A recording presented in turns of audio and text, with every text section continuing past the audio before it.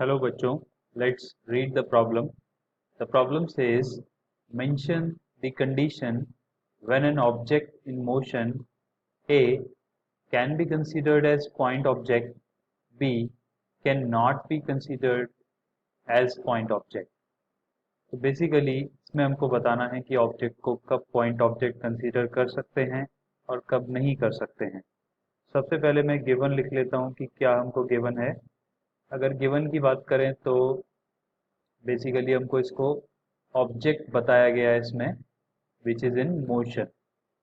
अगर कोई object motion में है then what will happen, what is the condition that object can be considered as point object and what is the condition that object can not be considered.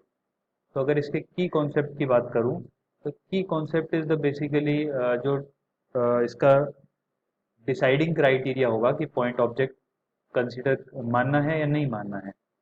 तो deciding criteria है कि आप जो object का length है या object का dimension बोल सकते हैं, लेंथ या फिर डायमेंशन, ऑब्जेक्ट के लेंथ या डायमेंशन को आप कंपेयर करिए, compare with the distance travelled,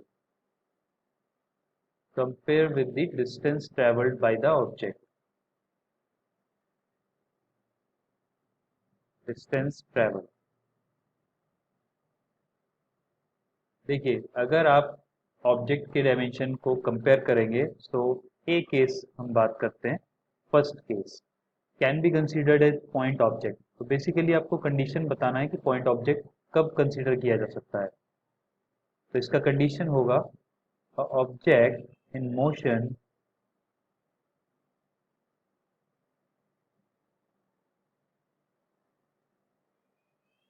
can be considered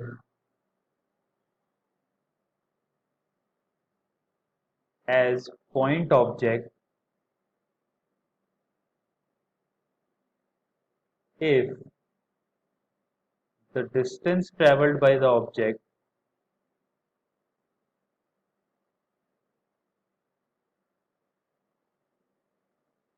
traveled by object is much larger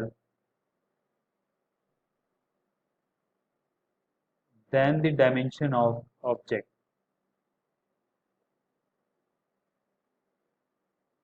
इसका मतलब क्या होगा कि अगर ऑब्जेक्ट ने कोई डिस्टेंस ट्रेवल किया है और वो उसके डायमेंशन से बहुत ज़्यादा है, फॉर एग्जांपल ये एक कार है जो सपोज इसका जो लेंथ है दैट इज़ 5 मीटर, यानी कि इसका डायमेंशन हम 5 मीटर अज्यूम कर सकते हैं।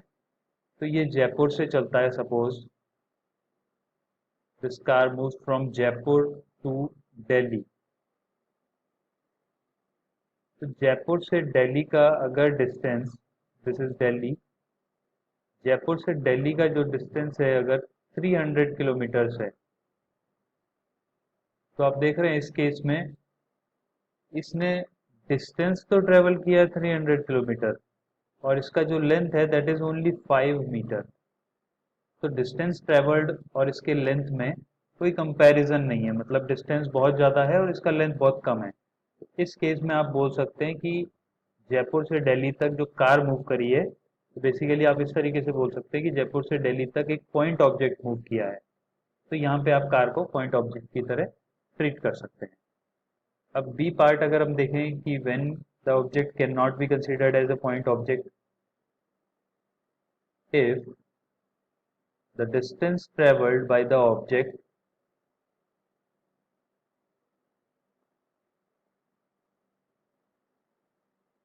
by the object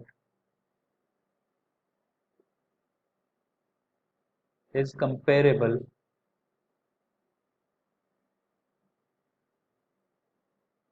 to the dimension of the object।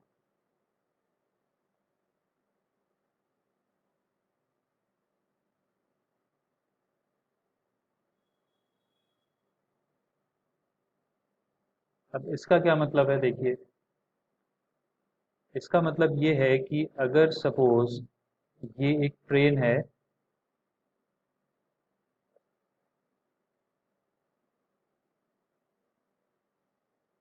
और इस ट्रेन का जो लेंथ है that is we are taking for instance 0.5 kilometre, या फिर that will be equal to 500 meters.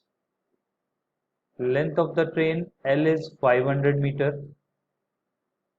और इसने जो डिस्टेंस ट्रेवल किया है, सपोज ए पॉइंट से मूव करके ये ट्रेन यहाँ पे बी पॉइंट पर आ जाती है, और ए और बी के बीच का जो डिस्टेंस है that is for instance 2 kilometres. तो आप देख रहे हैं length of the train is 500 metre which is 0.5 kilometre, और distance travelled by the train is 2 kilometre.